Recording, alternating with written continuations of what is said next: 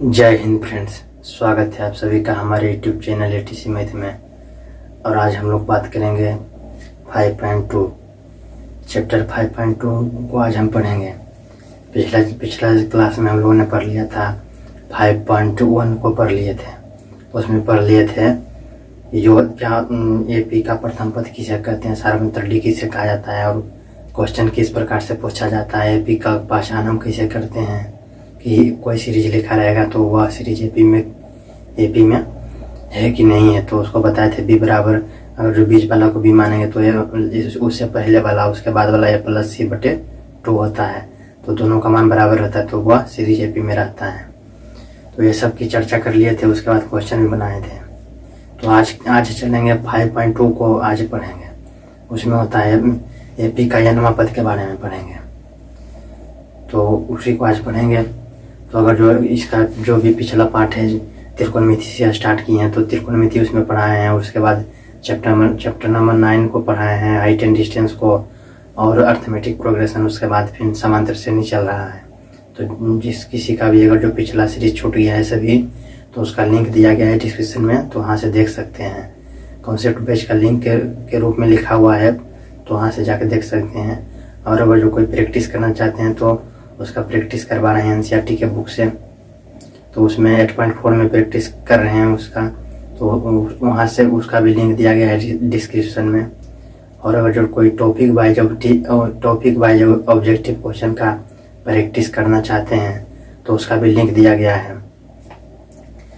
तो उसमें सिर्फ जो भी टॉपिक को उठाते हैं, जो भी चैप्टर को उठाते हैं उसमें सिर्फ उसी का क्वेश्चन आता है और सिर्फ ऑब्जेक्टिव क्वेश्चन आता है। उसमें 4 ऑप्शन देते हैं, उसके बाद उसे सोल्व करते हैं।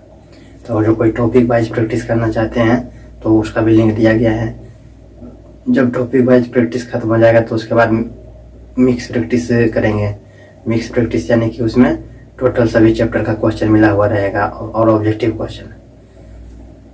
और अगर जो ऑब्जेक्टिव सब्जेक्टिव दोनों का प्रैक्टिस करना चाहते हैं, सब्जेक्टिव का भी, तो उसका एनसीईआरटी के बुक से प्रैक्टिस करवा रहे हैं, तो वहाँ से कर सकते हैं। तो इस प्रकार से स्टार्ट करते हैं। एपी का यनमा पद को समझते हैं कि क्या है, किसे कहते हैं एपी का यनमा पद। तो एपी का यनमा पद यानी कोई भी सीरीज एपी में अर्थमेटिक प्रोग्रेशन यानी समांतर श्रेणी में बता भी दिए हैं कि किसे कहते हैं समांतर श्रेणी। कोई भी सीरीज समानांतर के साथ बढ़ता या घटता जाता है, आगे बढ़ता जाता है या घटता जाता है, तो समानांतर रहना चाहिए। कोई भी दो पदों के बीच में जो अंतर रहेगा वो समान रहेगा। कहीं से भी अगर जो हम चेक करेंगे तो जो कॉमन डिफरेंस डी जिसे बोला जाता है, सार अंतर उसे बोला जाता है, वो समान रहना चाहिए। यानी कि यहाँ पर इसका कोई दो पद यहाँ से चेक किए शुरू से तो उसका सार अंतर डी है, उसके बाद लास्ट से या कहीं से और से डी चेक किए तो उसका डी दूसरा सार्वंतर डी का मान कोई और आ रहा है, नहीं, सार्वंतर डी का मान सेम रहता है, तभी वह एपी में कहलाता है। तो इस प्रकार से वो एपी को, तो ये अब हमें क्या हम समझेंगे एपी का यनमा पद किसे कहते हैं। यनमा पद यानी एपी का यनमा पद। यनमा पद में से पूछ देगा, क्वेश्चन लिख देगा, सीरीज लिख देगा। यह सीरीज 2, 4, 8, 10, 12, 14, 16 है, इसका 50वां पद क्या होगा, इस सीरीज लिख देगा। एपी का सीरीज दिया रहेगा, एपी का सीरीज इतना है, और उसके बाद बोलेगा का 50वां पद क्या है, 60वां पद क्या है, 70वां पद क्या है, जो भी दे दे तो वही उसी को हम समझेंगे कि एपी का यनमा पद का फार्मूला कैसे किस प्रकार से निकलता है। तो उसको हम लिखते हैं। एपी का यनमा पद किसे कहते हैं, तो एपी है एपी का यनमा पद। तो एपी का यनमा पद बराबर क्या होता है, यनमा पद को जैसे पहला पद है तो टी1 बोलते हैं, या A1 या ए बोल सकते हैं। और सी यनमा पद है तो ये टीएन, जैसे प्रथम पद को क्या बोलते हैं T1, दूसरा पद को T2, और T1 T2 अगर आपको नहीं याद है तो A1 या A2 स्मॉल A1 या A2 पढ़ते हैं। अगर A1 नहीं ध्यान तो ABCDEFG उससे भी हम समझ सकते हैं। तो यहाँ पर बोल रहा है एपी का यनमा पद। तो यनमा पद बराबर क्या है, तो यनमा पद यानी Tn, पहला पद यानी T1, दूसरा पद यानी T2 या A2, तो यनमा पद यानी An या Tn। तो यनमा पद यानी Tn।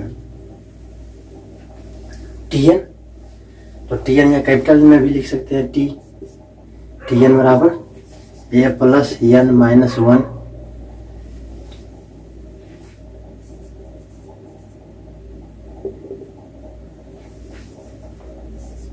टी एन, और इस प्रकार से कैपिटल में भी या स्मॉल में भी टी एन लिख सकते हैं। तो A plus N minus one into D, यही फार्मूला होता है।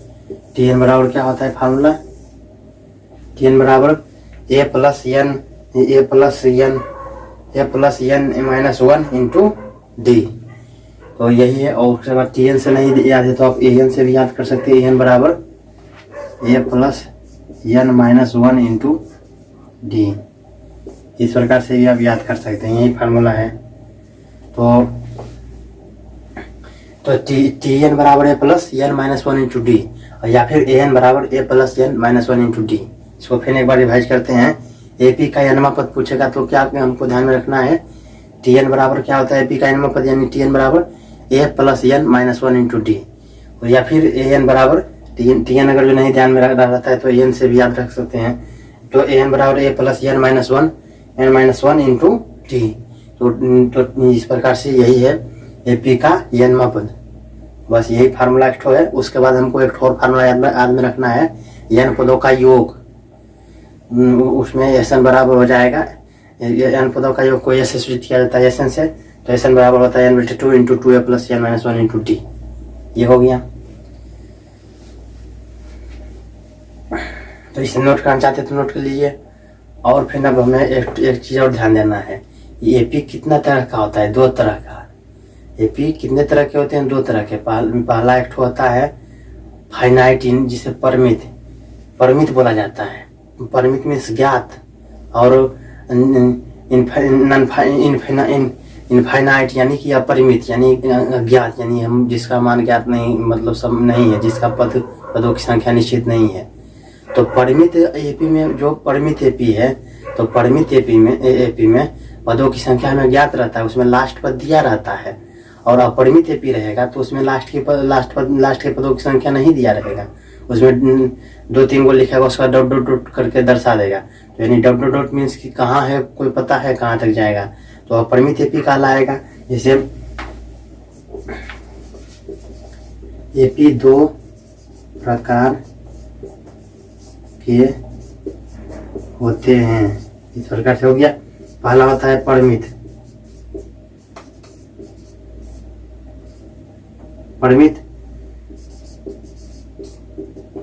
तो परिमित एपी यानी परिमित एपी इसमें एपी का एलएएस्ट पद रहता है, जिसे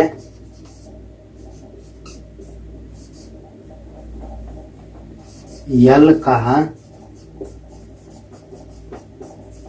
जाता है।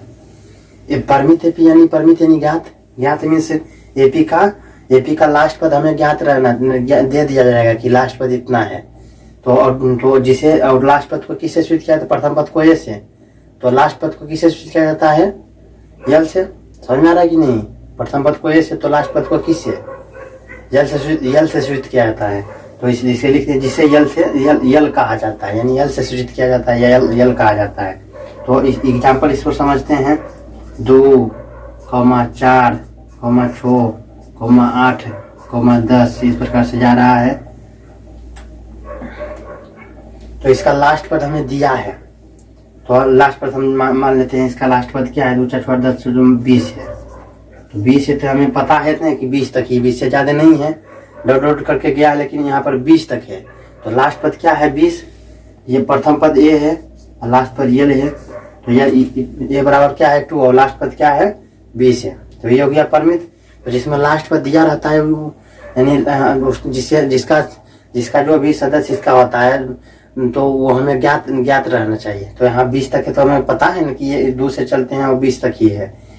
तो इस प्रकार से ध्यान है, तो ये परिमित कहलाएगा। और इस अपरिमित में इसका उल्टा हो जाएगा। तो इसे नोट करना चाहते हैं तो नोट कर लीजिए। उसके बाद इसे मिटा के लिखते हैं दूसरा। उसको मिटाते हैं, अपरिमित को समझा देते हैं। और प्रथम पद को ए और लास्ट पद को, सबसे लास्ट पद को किससे सूचित किया जाता है? यल से। प्रथम पद को ए से, सबसे लास्ट पद को किससे सूचित किया जाता है? यल से।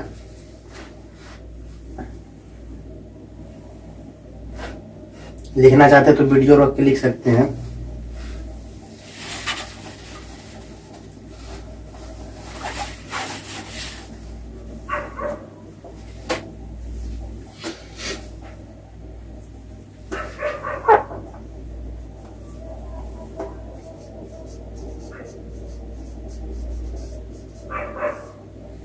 अपरिमित माने अपरिमित, अगर किसी को लिखावट नहीं दिख रहा है तो हम मुंह से भी बोल रहे हैं तो आप ध्यान दीजिएगा तो कोई दिक्कत नहीं होगा। तो अपरिमित एपी, तो अपरिमित एपी किसे कहते हैं? जिसमें पदों की संख्या ज्ञात नहीं रहती है, जिसमें लास्ट टर्म नहीं रहता है। Last term co dot dot dot किया रहता है तो लास्ट टर्म उसमें नहीं लिखा रहता है। जैसे कि जिसमें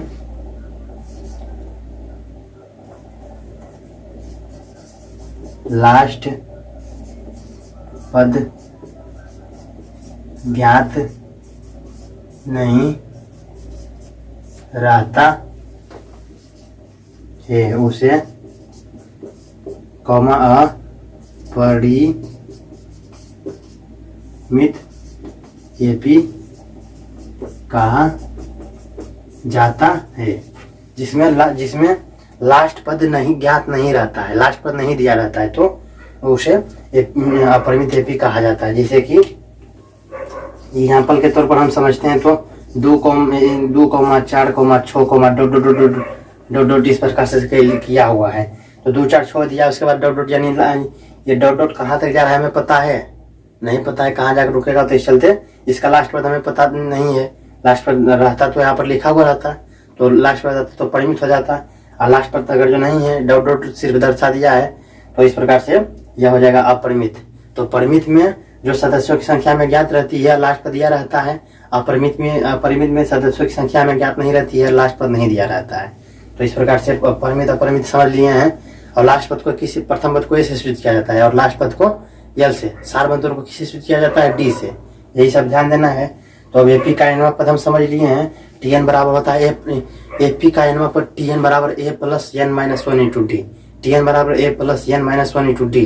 टीएन बराबर A plus N minus 1 into D. T N बराबर A plus N minus 1 into D. बहुत ही बढ़िया, एकदम इम्पोर्टेंट है। इससे एकदम बहुत सारा हिसाब बनेगा। तो अभी ये हम समझ लिए कि क्या है टीएन बराबर A plus N minus 1 into D. अब हम इस पर क्वेश्चन 3 क्वेश्चन बना लेते हैं कि क्वेश्चन किस प्रकार से पूछा जाता है।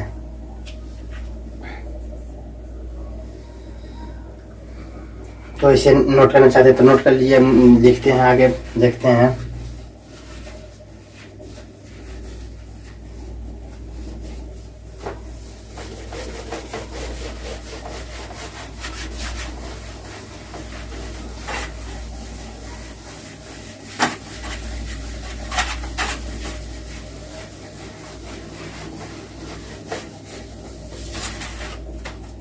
तो क्वेश्चन लिखते हैं। जैसे क्वेश्चन यहाँ पर इस प्रकार से पूछेगा, क्वेश्चन दे दिया। क्वेश्चन ऑब्जेक्टिव में, सब्जेक्ट में, किसी में भी पूछ सकता है। एपी दिया रहेगा ये इस प्रकार से। ये सीरीज किसमें है? एपी में है। तो एपी का सीरीज दिया रहेगा 10,7,4 इस प्रकार से जा रहा है। का 30वां पद क्या होगा? 30वां पद क्या होगा? यही क्वेश्चन। अब क्वेश्चन सीरीज एपी में दे दिया है 10,7,4 इस प्रकार से जा रहा है सीरीज। तो बोल देगा कि इसका 30वां पद क्या होगा, यानी कि पहला पद क्या हुआ? पहला पद T1 यानी पहला पद हुआ A1 या T1 हुआ 10, दूसरा पद दिया है T2 या T2 हो गया 7, और तीसरा पद कितना हुआ? 4। तो तीसरा पद हो गया 4। तो बोल रहा है इसका पहला, दूसरा, तीसरा नहीं, 30वां पद। T 30 पूछ रहा है तो T 30वां पद कैसे निकलेगा? तो हम क्या फॉर्मूला, तो 30 के जगह पर n अगर मानते हैं तो 30वां पद यानी nवां पद। तो एपी का nवां पद का फार्मूला, 30वां पद यानी nवां पद का फार्मूला पूछ रहा है। तो Tn बराबर nवां पद यानी Tn बराबर क्या हो जाएगा? A plus N minus one into D. तो फार्मूला हम इसे सोल्व करते हैं।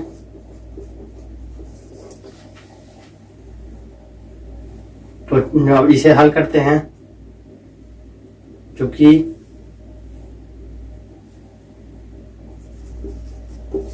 यहाँ पर ए बराबर क्या है, पहले ए निकालेंगे, क्योंकि टी एन में A plus N minus one into D, यानी ए और एन और डी की आवश्यकता पड़ती है। तो यहाँ ए और एन तो हम तीनों का ज्ञात रहेगा तभी ना। तो 10 है, तो ए बराबर क्या है, प्रथम पद को ए सूचित किया जाता है, तो ए बराबर क्या है 10, तो 10। और डी बराबर क्या हो जाएगा, डी बराबर निकालेंगे तो दूसरा पद माइनस पहला पद हो जाएगा, दूसरा पद माइनस पहला पद। अगर जो तीसरा पद लेते तो तीसरा पद माइनस दूसरा पद करते हैं। तो यहाँ पर दूसरा पद माइनस, लेकिन यहाँ पर दूसरा पद लेंगे तो दूसरा पद में माइनस एक घटाएंगे, उसे एक कम, तो पहला पद करेंगे तो दूसरा पद क्या है, दूसरा पद T2 है, यहाँ पर 7 है, तो 7 माइनस पहला पद क्या है 10। तो 7 में से 10 जाएगा। तो यहाँ पर छोटा में से बड़ा घटा रहा है, 7 में से 10 को घटा रहा है, तो छोटा में से बड़ा घटेगा, बड़ा में से छोटा घटता है। बड़ा में से यहाँ पर 10 माइनस 7 रहता तो आराम से 10 में 7 जाता तो 3 हो जाता है। लेकिन यहाँ पर 7 में 10 जा रहा है, यानी छोटा में बड़ा जा रहा है। तो इस प्रकार से इसका आंसर आएगा 3 ही होगा। 10 में से 7 जाएगा 3 ही, लेकिन यहाँ पर इसका माइनस में होगा। 7 में 10 जाएगा तो क्या हो जाएगा, -3 हो जाएगा, इन्हें की +3 हो जाएगा, सिर्फ 3, ऐसा नहीं गलती करना है। 10 में से 7 जाएगा, 7 में से 10 जाएगा तो कितना हो जाएगा, -3। तो डी हमें क्या निकल गया, -3।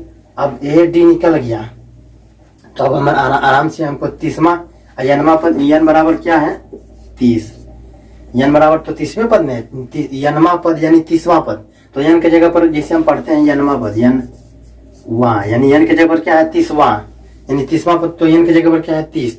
तो हमें 30 का मान ज्ञात करना है। तो चूंकि अब फार्मूला से पढ़ते हैं, चूंकि टी एन बराबर A plus N minus one, T N बराबर A plus N minus one into D, ये फार्मूला था टी एन बराबर plus N minus one into D. तो अब इसे अब यहाँ फार्मूला से लिखेंगे टी एन, तो एन की जगह पर 30 है, तो हमें टी 30, तो टी 30 या ए 30, टी 30 की जगह पर आप ए 30 भी लिख सकते हैं। तो टी 30 बराबर क्या आ जाएगा,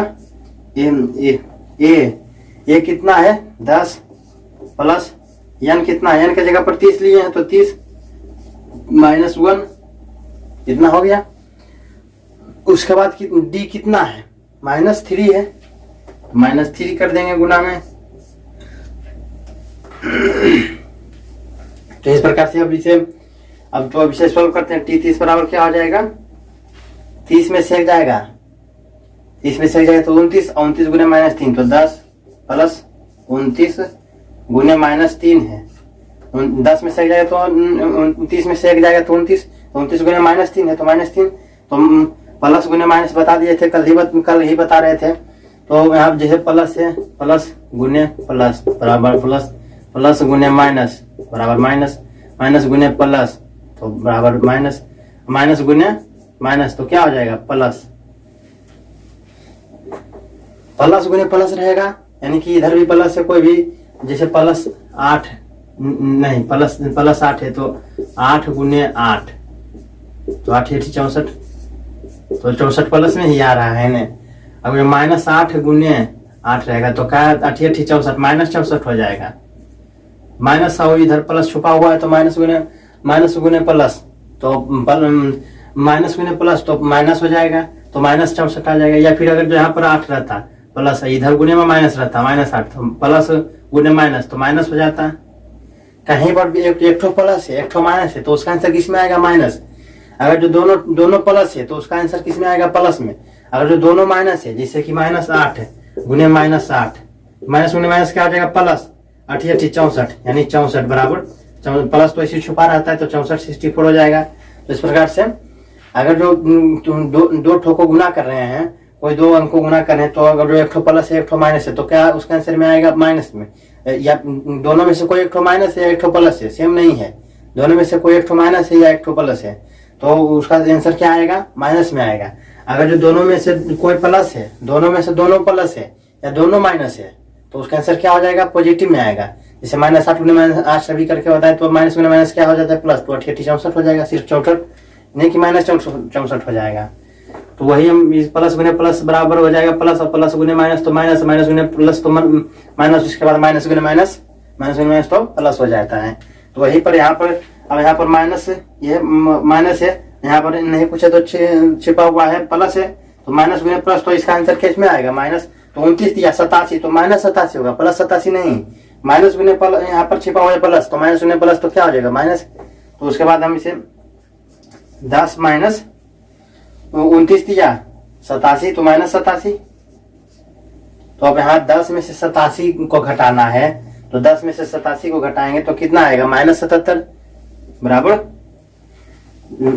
अगर 87 में से 10 घटाते तो 77 होता कि नहीं, लेकिन अगर 10 में 87 घटाना है, छोटे में से बड़ा घटा रहे हैं, तो इसका आंसर किस में आएगा माइनस में आएगा।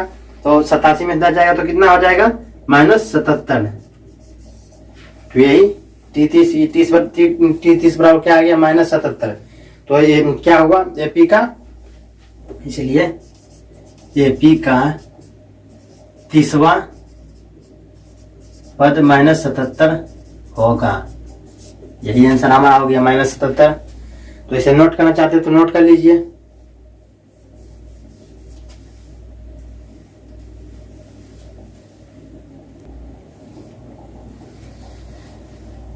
तो अगर तो ये हो गया Tn बराबर है प्लस n माइनस 1, ये फर्स्ट मेथड हुआ। ये आपको ये फार्मूला Tn बराबर है plus n minus 1 into D से आपको बनाना है, 30वां पद याद करना है या 50वां पद, जो भी nवां पद याद करना है, तो ये यहाँ पर कीजिएगा। तो अगर जो यहाँ पर Tn आपको नहीं याद है तो क्या कीजिएगा, तो हम बताए थे सेकेंड मेथड, इसको इधर बनाते हैं, उधर उसको लिखना चाहते हो लिख लीजिए। तो यहाँ पर बताते हैं, बोल रहा है इतना ये सीरीज है, ए और डी हमें पता रहना चाहिए, ए और डी क्या है पता है हमें, इतना सीरीज है तो ए और डी पता कर लेंगे क्या है, पहला पद होता है, दूसरा पद माइनस वाला पद करेंगे तो डी निकल जाएगा। तो हमें बोल रहा है 30वां पद क्या होगा, तो हम 30वां पद बोल रहा है क्या है, तो इसको हम इस प्रकार से भी बना सकते हैं। 30वां पद क्या होगा, तो 30वां पद को हम किस प्रकार से लिख सकते हैं, कॉन्सेप्ट में बता दिए हैं, वही 5.1 में बताए हैं कि प्रथम पद को ए, दूसरा एपी का व्यापक रूप बताए हैं कि कैसे लिखते हैं, प्रथम पद को ए, दूसरे पद को ए प्लस डी, तीसरा पद को ए प्लस, तीसरा पद है, जैसे प्रथम पद को क्या बोले थे ए, दूसरा को ए प्लस डी, तीसरा को ए प्लस 2d, चौथा को कॉमा, चौथा को ए प्लस, चौथा बोल रहा है तो ए प्लस चौथा से कम 3d, चौथा यानी ए प्लस, तो चौथा पद तो ए प्लस 3d, अब पांचवा बोल रहा है तो ए प्लस 4d, 5 से कम ए प्लस 4d, पांचवा पद को इस प्रकार से हम लिख सकते हैं। तो एपी का इस प्रकार से डॉट डॉट चलते जाता है, तो A plus D, A plus 2d, A plus 3d, A plus 4d होता है, तो डॉट डॉट चलते जाता है। पहला पद को ए लिखते हैं, दूसरा पद को ए प्लस डी, तो तीसरा पद को ए प्लस 2d, चौथा पद है तो ए प्लस 3d, 4 से कम, पांचवा पद है तो ए प्लस 4d यानी 5 से कम। तो यहाँ पर 30वां पद है, तो 30वां पद है, 30वां पद है, तो 30वां पद को, तो 30वां पद को T30 को हम क्या लिख सकते हैं, T30 को ए प्लस 29d लिख सकते हैं कि नहीं, तो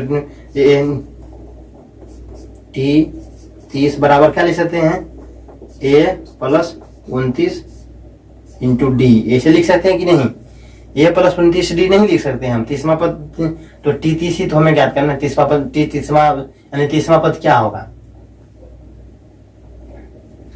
तो यानी ए प्लस 29d लिख सकते हैं, 30 है तो 30 से कम ए प्लस 29d करेंगे, तो ए कितना निकाले हैं हम, वहां पर दिया है 10, तो 10 यहाँ पर लिखेंगे, 10 प्लस 29 गुने डी कितना है -3, तो -3 इतना हो गया। अब 29 दिया 87, तो माइनस प्लस गुने माइनस तो माइनस हो जाएगा, बराबर 10 माइनस 87 बराबर -77 आ रहा है कि नहीं। आराम से ये सब याद रखने की भी कोई जरूरत नहीं है। अगर जो ये कंसेप्ट आपको ध्यान है, 30वां पद बोलेगा तो ए प्लस 29d, 50वां पद बोलेगा तो ए प्लस 50 से कम 49d कर सकते हैं आप। तो इस प्रकार से आप second method SECOND, second method MN method, तो सेकेंड मेथड से इस प्रकार से आप बना सकते हैं। यहाँ पर भी हम 77 ले आए हैं -77, तो ये भी आंसर हो गया। तो तो जिस प्रकार से आपको अगर जो ये सूत्रार्थ है तो इससे भी ये बना सकते हैं, अगर ये कॉन्सेप्ट है 30वां पद को a प्लस 29d करके आप बना सकते हैं। तो इसे नोट करना चाहते हैं नोट कर लीजिए।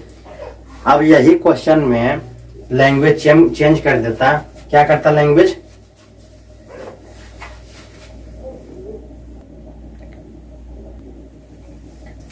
अब यही क्वेश्चन रहता, यही सीरीज रहता, लेकिन इसका लैंग्वेज चेंज कर देता। क्या करता कि बोल देता, जैसे अभी हम इसका 30वां पद क्या निकाले थे, -77 निकाले थे कि नहीं। अब यही क्वेश्चन आता, बोलता का 30वां पद नहीं, ये सीरीज एपी का, WAP का,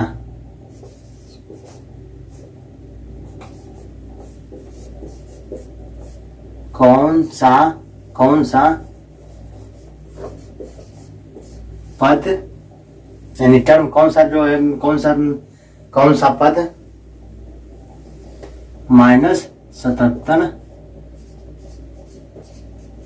होगा। बस यही क्वेश्चन कर देता, ये सीरीज दे देता। उसके बाद बोलता का कौन सा पद -77 होगा, का इसका मतलब पहला पद होगा -77 की, दूसरा पद होगा -77 की, तीसरा पद होगा -77 की, 50वां पद होगा -77, यानी कौन सा पद इसका -77 आएगा। तो इसमें TN जो हम निकालते हैं उसका मान दिया है TN बराबर, तो बोल रहा है कि तो कौन सा पद होगा, प्रथम द्वितीय तृतीय n बराबर कौन सा पद होगा। तो यहाँ पर इसको ध्यान देना, यानी -77 क्या है, n पद का मान दिया है। जो n पद का मान निकालते हैं तो उसका दिया है कि तो TN जो निकालते हैं तो T 30वां है तो T 30 निकालते हैं, और उसी तो उसका मान दिया है।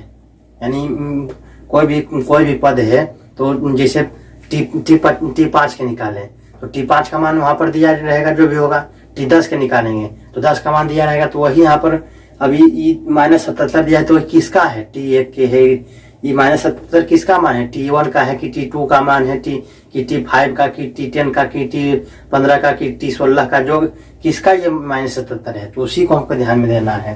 तो ये सीरीज है तो उसे सोल्व करते हैं।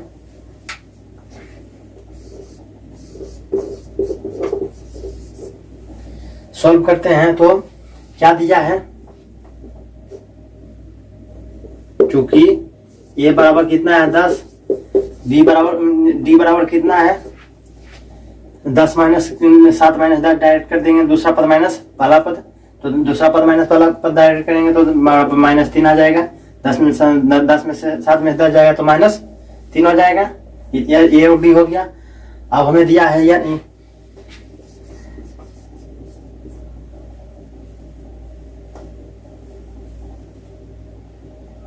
n पद का मान कितना दिया है -77। n पद का जो भी मान है कितना दिया है -77, तो हमें यही तो ज्ञात करना है, n पद का मान ज्ञात करना है -77। तो हम फार्मूला से भी यही करेंगे, इसे सोल्व करेंगे। फार्मूला क्या होता है, TN बराबर a प्लस n,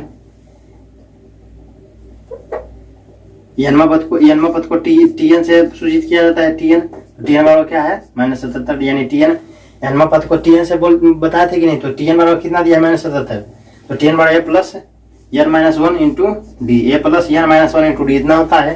तो इसे सोल्व करेंगे तो TN बराबर क्या हो जाएगा, तो TN का मान दिया है, TN का मान -77 दिया है, तो -77 TN यानी कौन सा पद -77 होगा, तो यानी n पद दिया है -77, उसका बोल रहा है कौन सा पद निकाल होगा, किसका, तो किसका कौन सा पद होगा, तो यानी TN दिया है हमें, तो TN की जगह -77 लिखेंगे। -77 बराबर a कितना है 10 प्लस n-1, n हमें नहीं पता है कि कौन सा पद है, तो कौन सा पद -77 होगा, तो ये तो हमें ज्ञात करना है।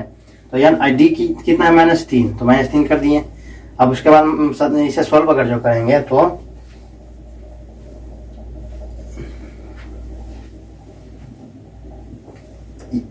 n-1 है, इसको हम क्या करेंगे कि प्लस है तो इधर क्या लेके जाएंगे, इधर अगर जो लेके जाएंगे तो माइनस में हो जाएगा, तो 10 को इधर ले जाएंगे तो -77 बराबर के इधर ले जाएंगे तो क्या हो जाएगा, प्लस है तो माइनस हो जाएगा -10 बराबर इधर क्या बचा n-1 इंटू डी कितना है 3, इतना हो गया। तो माइनस माइनस क्या हो जाता है, प्लस हो जाता है। तो दोनों माइनस है, यहाँ पर गुना बता रहे थे कि प्लस गुने प्लस तो बराबर प्लस, अब प्लस गुने माइनस बराबर माइनस, अब माइनस गुने प्लस बराबर माइनस, माइनस गुने माइनस तो प्लस।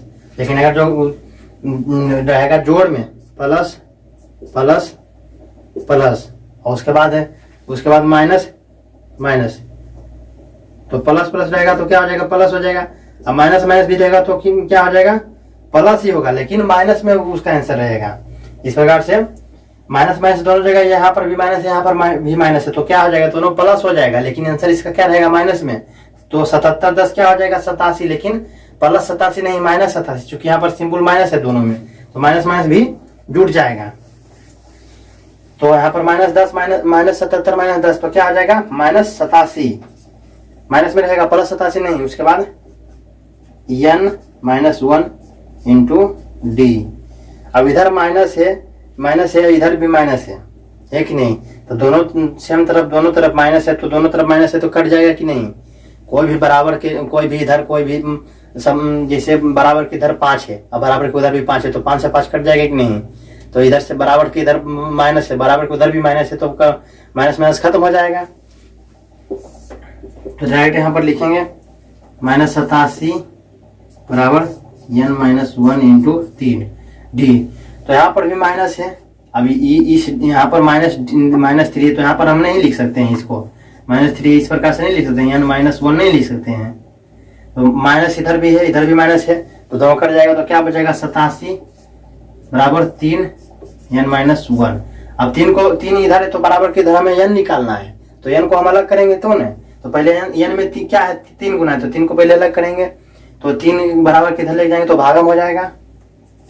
तो इस प्रकार से 87/3 बराबर n-1। अब 87 में 3 से भाग देंगे तो 29 या 87, तो 29 हो जाएगा कट के। तो इधर 29, इधर माइनस है, हमें n निकालना है, n के साथ में -1 है, तो -1 को हटाएंगे तभी n निकलेगा। तो -1 को इधर लेके जाएंगे बराबर की तरफ, तो क्या हो जाएगा, +1। तो इधर क्या हो जाएगा, बराबर 29 + 1 बराबर क्या हो जाएगा, n। इसलिए n बराबर कितना आ गया, 30। 29 एक 30, यानी n बराबर कितना आ गया, 30, यानी 30वां पद। इसलिए इसका आंसर यहाँ पर लिख देते हैं, इसलिए 30वां पद -77 होगा। इसलिए AP का यानी 30वां पद यही आंसर हो गया। तो 30वां पद यानी 30वां पद कितना होगा, यानी AP का 30वां पद कितना होगा, -77। तो यही हमें पूछ रहा था कि ये इतना AP का कौन सा पद -77 होगा, तो 30वां पद होगा। तो इससे चलते ये क्वेश्चन इस प्रकार से जो भी टाइप होता है, इस प्रकार से पूछ सकता है। तो यही सब छोटा मोटा क्वेश्चन पूछता है AP, कोई बड़ा चैप्टर नहीं है कि वो दिक्कत होगा इसमें, बस यही कॉन्सेप्ट याद रखना है। अब चलेंगे 5.3। और अगर जो इस पर हम क्वेश्चन अगर जो बनाना चाहते हैं, क्योंकि यह क्रैश कोर्स है, तो इसमें इस क्रैश कोर्स को बोला जाता है क्विक रिवीजन, यानी बहुत ही कम समय में हम जो भी टोटल चैप्टर को रिवीजन करना, उसी को बोला जाता है क्रैश कोर्स। तो अगर जो इसमें आप चाहिएगा कि अब स्टार्ट किए हैं तो टोटल क्वेश्चन जो भी होता है NCERT को क्वेश्चन, या फिर और कोई किसी बुक से जो भी क्वेश्चन होता है, या हम खुद बनाएं और उसके बाद सॉल्व करवाएं, तो पता चलेगा कि एक ही चैप्टर को पढ़ते एग्जाम भी पार हो गया है। तो इस चलते तो वो क्रैश कोर्स नहीं होता है। क्रैश कोर्स मीन्स हुआ कि क्विक रिवीजन, यानी कि फटाक सा तुरंत एकदम उसे हम रिवीजन कर लें। अगर जो हमें छूट गया या कुछ नहीं चैप्टर, तो उसे आराम से उसको क्विक रिवीजन करके पढ़ लें, तो इसी को बोला जाता है क्रैश कोर्स। तो ये क्रैश कोर्स ही चल रहा है। और कॉन्सेप्ट, जब फुल्ली कॉन्सेप्ट स्टार्ट करेंगे तो जब आप सभी एग्जाम, तो आप सभी तो एग्जाम दे दीजिएगा, तो आप सभी निकल जाइएगा एग्जाम देके, तो हम स्टार्ट करेंगे। फिर उसके बाद एग्जाम के बाद से स्टार्ट, शायद जो भी आगे डेट एक बढ़िया सा निर्धारित डेट करेंगे, उसमें चैप्टर नंबर 1 से स्टार्ट करेंगे। उसमें फुल्ली कॉन्सेप्ट रहेगा, जो भी रहेगा थ्योरी पहले पढ़ाएंगे, उसके बाद थ्योरी के सेशन में ही उसका अलग से प्रैक्टिस नहीं चलेगा। थ्योरी रहेगा, थ्योरी के बाद ताबड़तोड़ प्रैक्टिस होगा NCERT के बुक से या फिर किसी बुक से जो भी होगा, उस ताबड़तोड़ प्रैक्टिस होगा, या फिर जो खुद क्वेश्चन बनाए, जो हम खुद क्वेश्चन बनाएंगे वो सब भी डालेंगे उसमें, तो फुल्ली प्रैक्टिस होगा। ही नहीं कि क्विक रिवीजन की तरह से जैसे क्रैश कोर्स चला, ऐसा नहीं।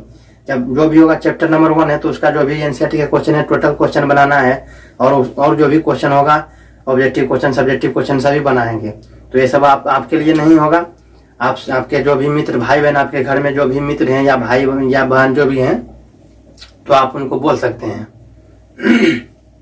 आप सभी जब एग्जाम दे के निकल जाइएगा तो आप इस चैनल को, हमारे चैनल का नाम है एटीसी मैथ, तो इसको आप शेयर करके या बोल सकते हैं।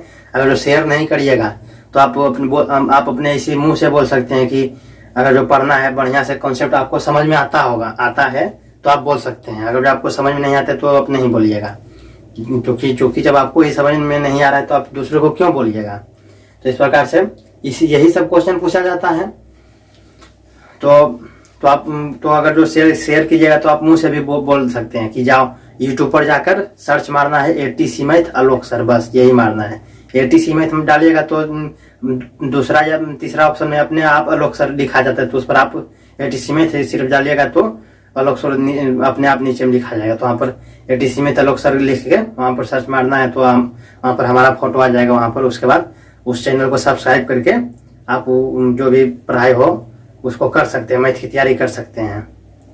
तो इस प्रकार से इस सेशन को समाप्त करते हैं। वीडियो अच्छा लगा तो लाइक करें। अब नेक्स्ट सेशन में आप 5.3 को पढ़ेंगे एसएन, और उसका जो भी क्वेश्चन होता है उसको भी देख लेंगे। उसके बाद अर्थमेटिक प्रोग्रेशन खत्म होगा।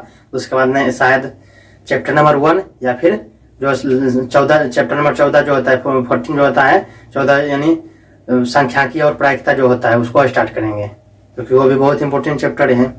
उसके बाद जो भी होगा जहाँ तक हमसे होगा एग्जाम के नज़दीक तक में जहाँ तक हम पहुँच सकें वहाँ तक हम अपना पूरा प्रयास करेंगे वहाँ तक पहुँचने का।